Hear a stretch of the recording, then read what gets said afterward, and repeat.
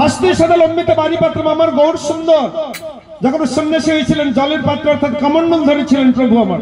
আমারও খেসারি যার পেটে ঢুকবে তাকে মানে বালতি নিয়ে ল্যাটিনে ঢুকতে হবে। কি নিয়ে যাবে তবে? কোনরকম একটা জলের গাড়ু হাতে থাকবে। ও আচ্ছা আচ্ছা। খেসারি পেটে ঢুকলে কি হবে জানো? কি হবে? স্বর্গে ছিল খেসারি, খেসারি মরতে আনলো কে?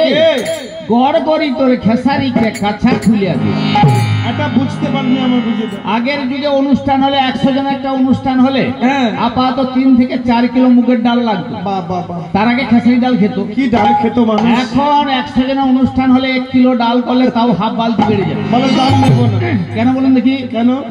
মানে এত প্রোটিন রয়েছে ওই ডালে, আমাদের মতো মানুষ আর সেই প্রোটিন খেয়ে হজম করতে পারছে না। তাই নাকি? আর ওই খেসারি পেটে একবার ঢুকলে, যদি ঢুকার পরে কিছুক্ষণ পরে একটা গুড় গুড় গুড় গুড় শব্দ হবে, তারপরে ওঠালে ঝড় হবে, হতে হতে যখন ল্যাট্রিনে যাওয়া আসা আরম্ভ হবে, ওই যেতে যেতে আর তখন কি ঘটবে জানো? কি ঘটবে? 25 বার ল্যাট্রিনে ঢুকার পর তাকে আর ওই কোন রকম গাড়ু একটা হাতে রাখবে, মানে বালতি নেওয়ার মতো ক্ষমতা নেই, আর বালতি হাতে যাবে। আচ্ছা এটা না হলো, কিন্তু আমার গৌর সুন্দর যে কৌপিন ধারণ করেছিলেন, আমারও খেসারি যে খাবে তাকে ওই কোন রকম একটা গামছা ছিঁড়াকে লেঙ্গির মতো করে রাখতে হবে। কেন কেন?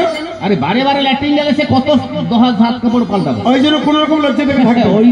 আচ্ছা এটা না হলো, আমার গৌর সুন্দর যে খোল ধরেছিলেন, শ্রীখোল মানে শিখল ধারণ করেছিল, আমারও 1 কিলো খেসারিকে ভেঙে ফেললে 250 গ্রাম খোল বাড়িয়ে। আরে বাবা অদ্ভুত ব্যাপার তো, শব্দ মিলে যাচ্ছে।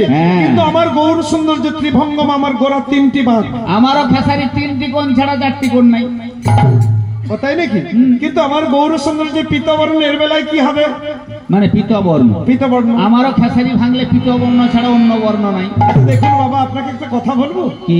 আপনার সঙ্গে আমি হয়তো যুক্তি তর্কে পারবো না। আচ্ছা। কারণ আপনি বলছেন আপনার খেসারির সঙ্গে আমার গৌরাঙ্গের মিল আছে, কিন্তু এটা তো কোনোদিনই সম্ভব নয়। আপনার খেসারি আমার গৌরাঙ্গের রূপ একই বর্ণনা, কিন্তু আজকে এই সুন্দর ডঙ্গলসা গ্রাম কত আশা করে বাৎসরিক মায়ের পুজো শুরু করেছে। আচ্ছা। তারা মায়ের কাছে করুণাময়, মায়ের কাছে করুণা ভিক্ষা চাইছে। যদি আজকে গৌরাঙ্গের বন্দনা না করে সামান্য একটা খেসারির বন্দনা করা হয়, গানের দলের অবস্থা টাইট করবে। কিছু যুবক সম্প্রদায় আসবে, এসে কি করবেন, গানের দল তো স্কুলের ভিতরে আছে, বাইরে একটা বড় করে তালা লাগাইবে, তালাটি লাগিয়ে দেয়, এবার একটা লঙ্কা আগুন ধরাবে আর ভিতরে দিবে। আর দুর্বাবু শোনো শোনো, মহাপ্রভুকে তো আমরা দেখতে পাই না, কিন্তু খেসারি কলাই দেখতে পাই, ওই জন্য বলছিলাম আর কি। তাহলে খেসারি বন্দনা হবে না, গৌরাঙ্গের বন্দনা। আমার কলিযুগের মহাপ্রভু গৌরাঙ্গ, হ্যাঁ, যে 16 হাত 32 সাগর ডাং দিয়ে কলিযুগকে মুত করাইছে, কেউ মুতছে কেউ। আরে বাবা আমার ভুল, আমার কলিযুগের মহাপ্রভু গৌরাঙ্গ 16 নাম 32 অক্ষর দিয়ে অধুনা কলির জীবকে মুক্ত করেছে। কত মানুষ মুক্ত হয়ে চলে যাচ্ছে, আর আমরা এখনো পড়ে আছি বাবা। তাহলে আমার কথা কি ভুল হয়ে গেল? বোধহয় ভুল বললে। না, ভুল বলি না। তবে কি দেখা গেল কারো বাবার কঠিন অসুখ হয়েছে, তাই গ্রামগঞ্জে ডাক্তার দেখিয়ে যাচ্ছে, সারছে না, শহরে মানে পিজিতে পাঠিয়ে দিল। আচ্ছা। তা সেখানে বেশ কিছুদিন থেকে বাবার মানে ছেলের অনেক টাকা ধ্বংস হয়ে গেল, কিন্তু বাবার রোগ আর সারছে না। তখন ডাক্তারবাবু বলছে, যাও তোমার বাবাকে নিয়ে বাড়ি ফিরে যাও, বাবার বেশি দিন বাঁচবে না, বয়স্ক মানুষ, যা খেতে চায় যা কিছু করে তুমি নিয়ে যাও, বেশি দিন বাঁচবে না। অবশ্য। তা বিদেশ থেকে রুগী যখন আমাদের গ্রামে ফিরে আসে, তখন কি ঘটনা ঘটে? কোন হসপিটাল বা নার্সিং হোম থেকে মুমূর্ষ রুগী যদি বাড়িতে নিয়ে আসা হয়, পাড়া প্রতিবেশী, গ্রামের মানুষ, আত্মীয় স্বজন সকলে এসে জড়ো হয়ে যাবে, সবাই জড়ো হয়ে যায়। একদম। তাদের মধ্যে কোনো বয়স্ক মানুষ উপদেশ দিচ্ছে, কি দিচ্ছে? বাবুরে তুই তো অনেক টাকা ধ্বংস করলো তো বাবার পিছনে, তা কোনো ঠাকুরকে মানত কর না।